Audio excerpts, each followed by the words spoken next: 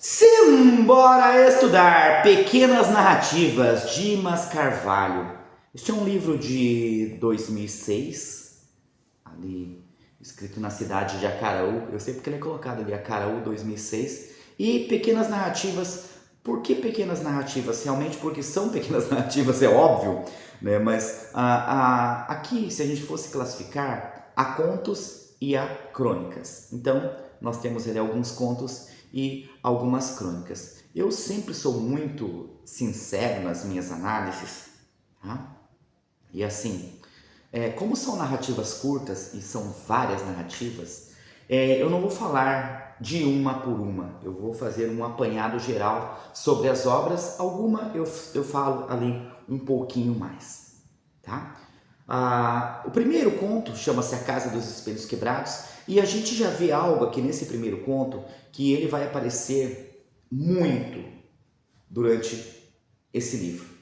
Vários desses contos, dessas crônicas, várias dessas narrativas, elas vão nos falar sobre, elas vão ter um realismo fantástico, tá? Aquela coisa impossível ali de acontecer, né? Nós temos muito disso, uma mistura de loucura muitas vezes com sonhos, a realidade ela indo para um lado ali que, né, aquilo ela é realmente impossível de acontecer.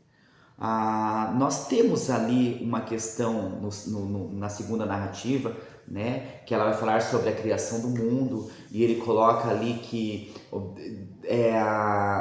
depois daquele livro das origens ali que Deus escreve, Deus se calou e não escreveu mais nada. E compara um pouquinho aos escritores de hoje a Deus ali numa forma, né, de se escrever. Pessoal, alguns contos eu senti que faltou um pouquinho mais. Eles são curtos e eles deixam assim, sabe, falta alguns elementos ali para complementar. E já outros contos eu percebo que eles acabam levando para um tipo de narrativa que se torna um pouco cansativa. Eu digo até que essas narrativas, elas são muito legais como uma forma, me parece até talvez tenha sido isso, tenha sido essa a intenção aqui, de uma literatura mais infanto-juvenil. Tá? Uma forma com que adolescentes gostam mais desse tipo de escrita. E eu já tenho uma dificuldade maior para gostar desse tipo de escrita. Tá? Eu sempre, para mim, a literatura ela tem um papel social muito forte, muito presente. E eu senti falta disso aqui. Deveria haver aqui um pouco mais. Eu vou ler alguns trechos para vocês entenderem um pouquinho sobre como é essa linguagem. Tá? Selecionei alguns trechos que eu mais gostei aqui. Nesse ponto, devo fazer uma confissão. Todas as pessoas de minhas relações, sem exceção, afirmavam que tal cidade fantástica não existia, nunca existira. Era apenas um produto da minha imaginação, doentia, fertilizada pelo veneno do álcool. E apresentava como prova inconstante o fato de que diziam que elas nem ninguém jamais terem avistado além do deserto coisa alguma. Então olha o que eu falei aqui, tem muito essa questão do sonho, de se acreditar em algo, de se dizer algo e das pessoas não duvidarem daquilo, não acreditarem naquilo, tá? É mais ou menos isso. A narrativa que eu mais gostei do livro chama-se Os Últimos Dias da Dinastia Krug, que fala sobre um rei chamado Pandolfo XXIII, que ele já estava há muito tempo no poder e ele estava para morrer, ele já estava bem velho, só que ele não tinha um herdeiro, então ninguém ia continuar aquela dinastia. E ele era chamado de Pandolfo o Sujo, porque ele não gostava de tomar banho, ou seja, era um rei ali que ele não era, né? Ele não era alguém popular. E um dia ele está lá, né, naquela, quem vai ser meu substituto, quem irá me substituir, quem, né, herdará o trono, e ele tem uma ótima ideia na cabeça dele, né? Ele resolve se autodenominar imortal. Então ele convoca ali os conselheiros e ele se autodenomina imortal. E o conto termina assim, ó. 2 semanas depois, porém, Pandolfo 23 faleceu, vítima de uma banal queda no banheiro. E desta vez não houve como abafar a notícia.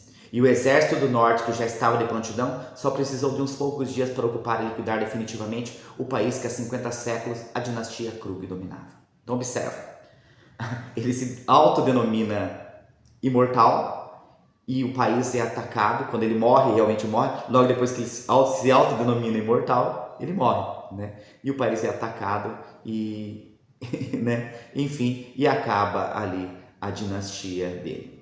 Depois desses contos, nós temos uma sequência de contos, não são contos são contos curtos, né? 2, 3 páginas. Nós vamos ter uma sequência. Deixa eu falar de mais um conto antes disso, tá? Mas nós vamos ter uma sequência depois de contos bem curtos, curtos mesmo, contos de até, né, poucas linhas. Tem um outro conto bastante interessante que é Sóbolos, Rios que Vão, né?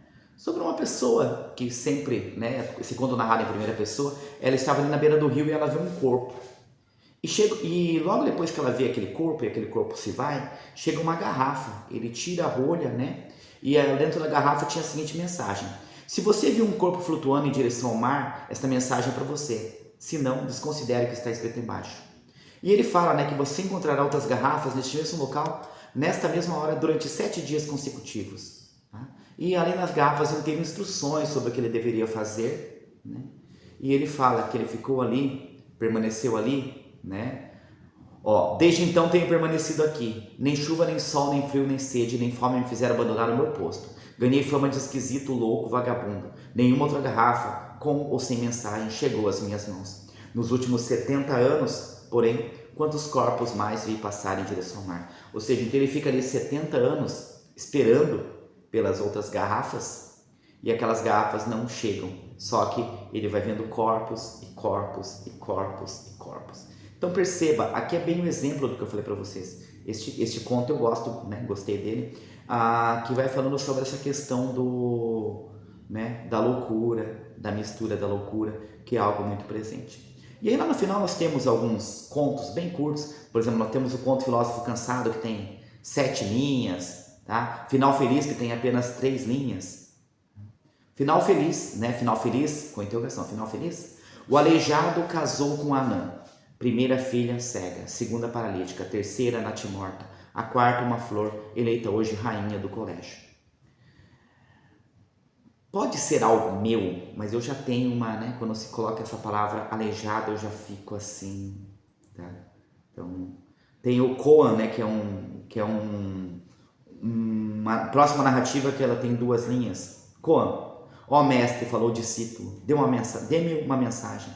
Sempre, respondeu o mestre. Quase não acontece nunca. Então percebam, né? São ali contos, mini-contos. Tem um mini-conto de 1 linha, né? Circunstâncias. O pior é quando você quase que e então não. E este é o livro, pessoal. Confesso a vocês que li, não é o tipo de literatura que eu goste mais. Aliás, aí vai uma pequena crítica à lista aí do Vestibular UVA. Esse é o último vídeo que eu faço do Vestibular UVA, das obras do Vestibular UVA. Eu concordo muito com essa questão de você valorizar os autores locais.